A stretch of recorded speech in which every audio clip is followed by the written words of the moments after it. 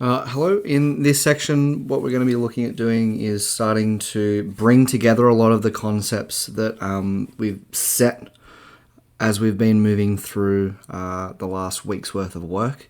So I got you at the beginning to look up a bunch of different functional groups, a bunch of different combinations of atoms that exist on organic chemicals that give it their properties and features and dictate how they sort of react. And we've started to also look at a lot of the rules around drawing our chemicals, naming our chemicals, working with straight chain carbon structures.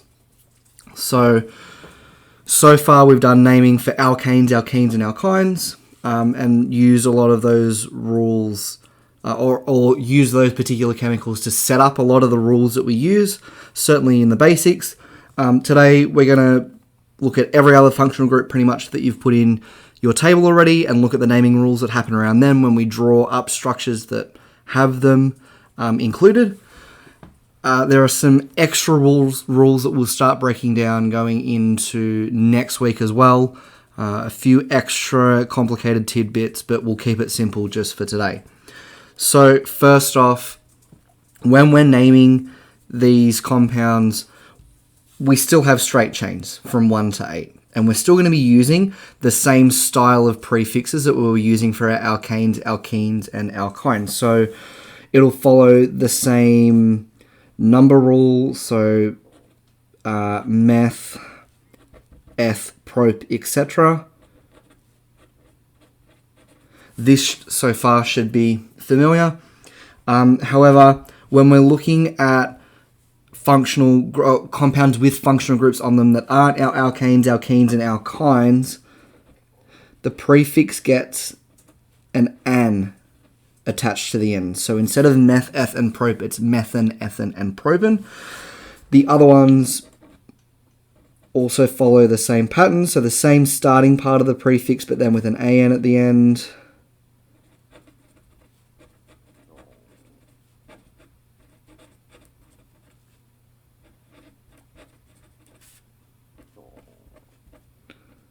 So as I've written here, methan, ethan, propan, butan, pentan, hexan, heptan, octan.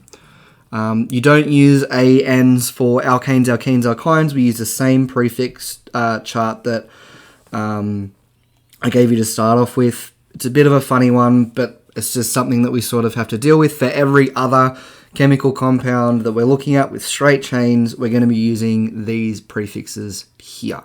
All there is an AN attached to the end of the first part of the prefix, which tells us the chain length. The first functional group that I want to look at today are alcohols. So we already know that the functional group looks something like this. So ROH. So again, the R is whatever other part of the carbon chain there is, but the OH is the important part. That's the actual part of the chemical that is the alcohol itself.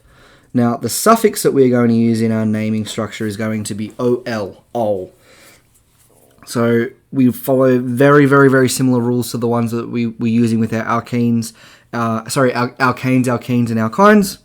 If I draw up a structure, I'm going to draw up one with a carbon chain of 4, and then fill it up with some hydrogens. But I'm also going to put an OH here on this carbon. The rest will be hydrogen. So hydrogen all around, one alcohol group on it as well. Now, to name this, we have to first pick our prefix. So we have a carbon chain of 4. So butan is going to be our prefix that we use. And because we have an alcohol in front of us, the suffix is going to be OL, meaning that this chemical is butanol. However, we use the same numbering rules as well. So in our alkanes, alkenes, alkynes lesson, what we were talking about was numbering our straight chain. And numbering all the carbons, either from left to right or right to left, or however we need to do it. There are two ways that we could number. Here we could go 1, 2, 3, 4. Again, left to right, or 1, 2, 3, 4, right to left. either meaning that this OH is on the second or third carbon. Now, the rule that we used was we must number our carbons so that the functional group ends up getting the lowest number possible. So we're going to have to label from right to left in this case. 1, 2, 3, and 4. That way our OH group is getting the lowest numbered carbon possible, which means that when we are going to label this guy, it is going to be 2-butanol. Next group that I want to talk about is an aldehyde. So again, this is already in your table. Should look something like this.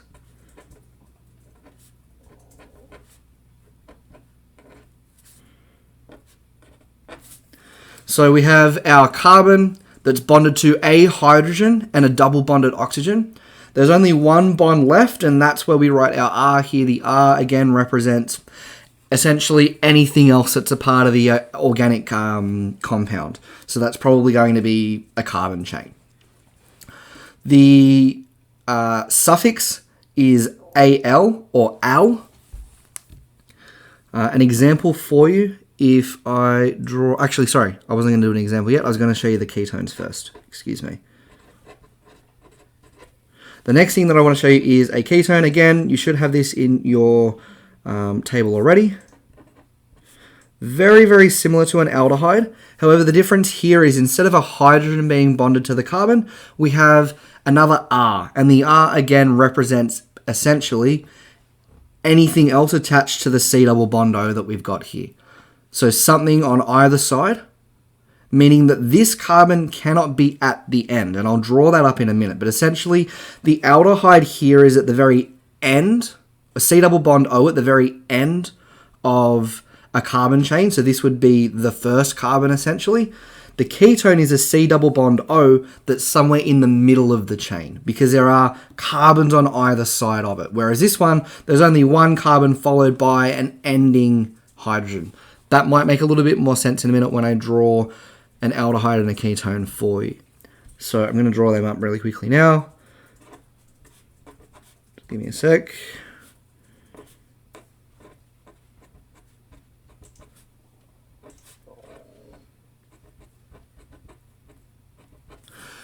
So what I have here is a carbon chain of 3. So propane is going to be our prefix. We have a C double bond O.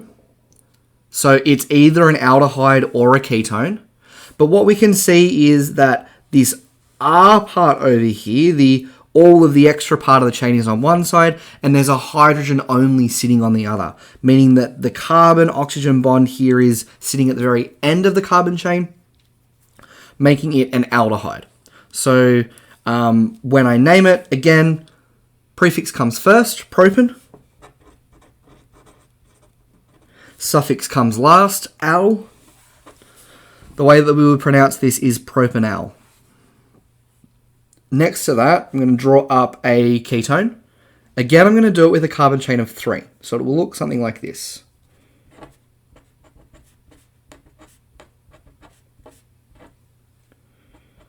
So again, both of these are going to be carbon chains with a C double bond, a carbon chain of 3, sorry, with a C double bond O functional group.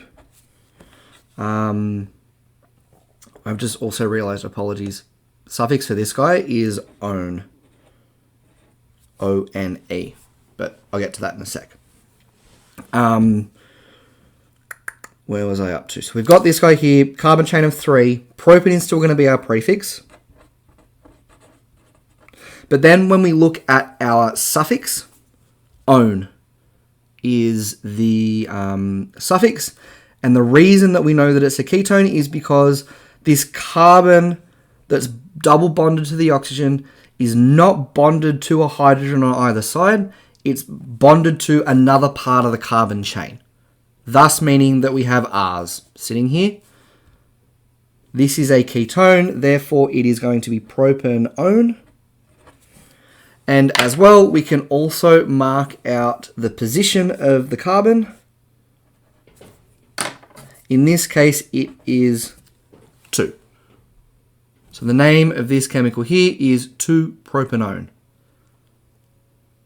Now before I move on to my last group, which sort of sits by itself a little bit, there are a couple more things that I want to talk about before I press on. First off, there are 2 other names that you may see or read, or maybe I might talk about as well, that represent an alcohol or a C double bond O.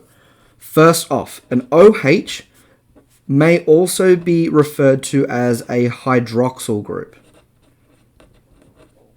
Just some extra terminology for you, it may come up. For an aldehyde or a ketone, when we're referring to a C double bond O, we may refer to it as a carbonyl group. Probably will see that, especially in Module 8, I will probably be referring to these functional groups as hydroxyl and carbonyl a lot more. Just something to keep in mind, maybe add it somewhere in your table.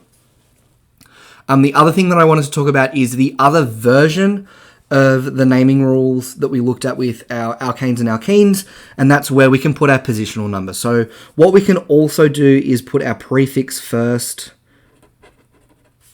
So butane, we can then put in our positional number in the center 2 and our suffix afterwards. So that would be butane-2-ol. Just another way of naming it. Same thing we could do for propanone. So we could also write it alternatively as propan-2-one. Again, both are accepted. You may have to be able to read and interpret either of those names and know what both of them mean.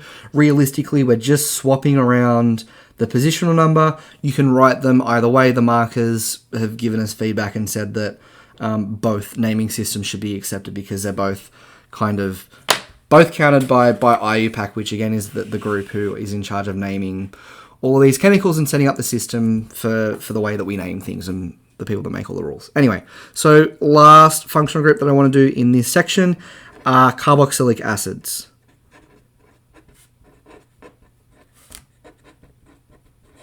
So the functional group looks like this. So there's an R, but there's only one R. So these guys come at the end of the chain. There's no way to sort of get them. Well, actually, you can kind of get them. Anyway, I take that back. Take that back. Ignore that I said that. Generally speaking, when we're looking at a lot of our straight chain organic chemicals, you'll find this guy sitting somewhere at the end. There are exceptions to that rule. But anyway, we'll just leave it at that for now. Looks like this. So we have our R, our C that comes at the end. It's attached to an OH and a C double bond O. So there is a carbonyl component, that C double bond O, and there's a hydroxyl component, that OH as well. And so the suffix that comes with the carboxylic acid, if you see one, is oic acid. So again, I'm going to give you an example. We've already seen these carboxylic acids before. It was the main functional group in our vinegar that we looked at in our acids topic. Another organic acid that we looked at in the topic that has carboxylic acids on them is citric acid. And that one had 3 of them attached to the carbon chain. But this guy here, this is vinegar. To name it using the IUPAC or the official version, not the common name vinegar, what we need to do is, again, follow our rules. So there is a carbon chain of 2. Thus, we're going to be using the prefix ethan. And then our suffix, because it's a carboxylic acid, is oic acid. Now, there are 3 more functional groups that I want to be going through. We're not going to be talking too much about the benzene ring that you also put into your table. It's sort of more there for flavor. We come across it once. I just want you to know that it exists. We'll sort of expand on that at a later date. But yeah, there are 3 more. Our amines, our amides, and our halogens that I want to talk about. I'm going to do that in the second part. So I'll catch you in a sec.